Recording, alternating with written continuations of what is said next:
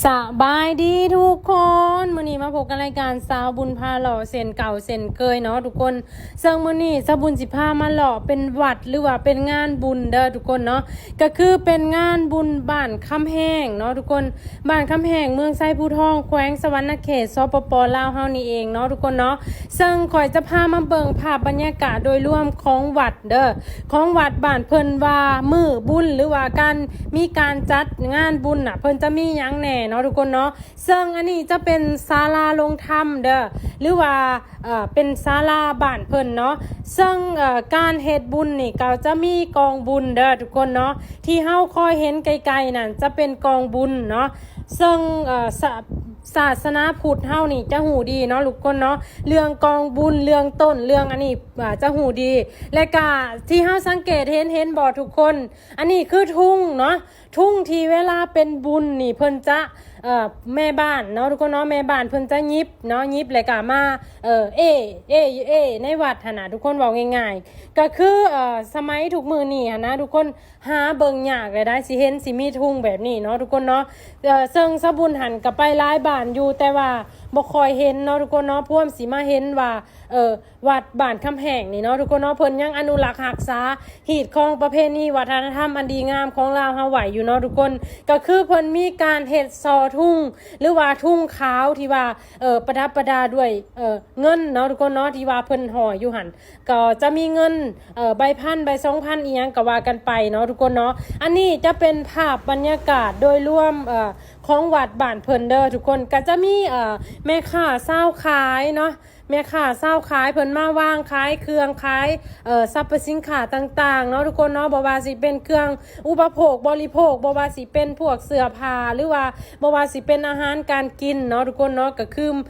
มีครบเบิดทุกสิ่งทุกอย่างเลยสำหรับใครที่อยากมาก็สามารถมาได้เด้อทุกคนเนาะงานเพิ่นก็จัดอยู่ในมื้อนี้แหละก็คือวันที่1นี่แหละเนาะทุกคนเนาะวันที่1เดือน3นี่เนาะแล้วก็ตอนกลางคืนน่ะเนาะทุกคนเนาะจะมีการขบงานหรือว่ามีวงดนตรีจะเป็นวงหมอลำเลืองเด้อทุกคนเนาะจะเป็นวงหมอลำเลืองที่ว่าเพิ่นจ้างมาก็คือวงเพชรไม่ยังเนาะเพชรโศกไส้นี่แหละเนาะทุกคนเนาะสบุญกอ่านดอกฟ้าเพชรโศกไส้เนาะทุกคนเนาะสบุญกะบ่ได้ถามว่าเป็นมาจากทางใดเนาะทุกคนเนาะก็น่าจะมาจากทางใต้พุ่นแหละเนาะคิดว่าน่าจะมาจากทางใต้หรือว่าจังใดสบุญกับบ่ฮู้เนาะทุกคนเนาะถ้าไผมีความฮู้หรือว่าฮู้ว่ามาจากทางใดก็สามารถมาบอกกันได้เนาะทุกคนอันนี้จะเป็นภาพบรรยากาศของวัด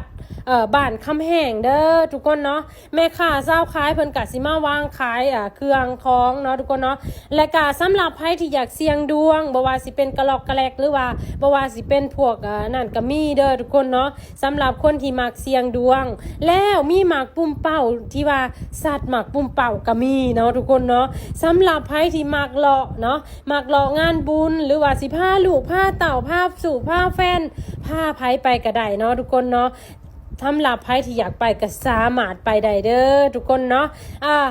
อันนี้เป็นภาพบรรยากาศโดยรวมของวัดบ้านเพิ่นแล้วมื้อนี้หันนะทุกคนสบุญก็ดีใจแฮงเนาะทุกคนเนาะที่ว่ามีน้องๆ FC เพิ่นมาขอถ่ายรูปนำเนาะทุกคนเนาะ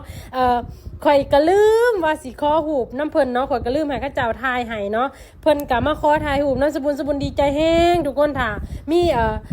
คนมาทักหรือว่าคนหูจักนี่คนที่ว่าเฮ็ดคลิปจะหูดีเนาะทุกคนเนาะมันมีความภาคภูมิใจได้แบบว่าโอ้อย่างหน่อยก็ยังมีคนหูจักเฮาอ่ะนะเนาะทุกคนเนาะสำหรับสบุญไปบ้านนั่นบ้านนี้หรือว่าไผเห็นสบุญอยู่ไสก็สามารถทักทายกันได้เด้อสบุญบ่แม่นคนขี้โองเนาะสบุญสามารถทักทายกับทุกคนได้เนาะสุดท้ายนี่สำหรับใครที่อยากไปเที่ยวงานบุญก็สามารถไปได้เด้อทุกคนเนาะและก็ขอบใจสำหรับคนที่เบิ่งคลิปติดตามคลิปเนาะขอบใจหลายๆเด้อทุกคนเนาะ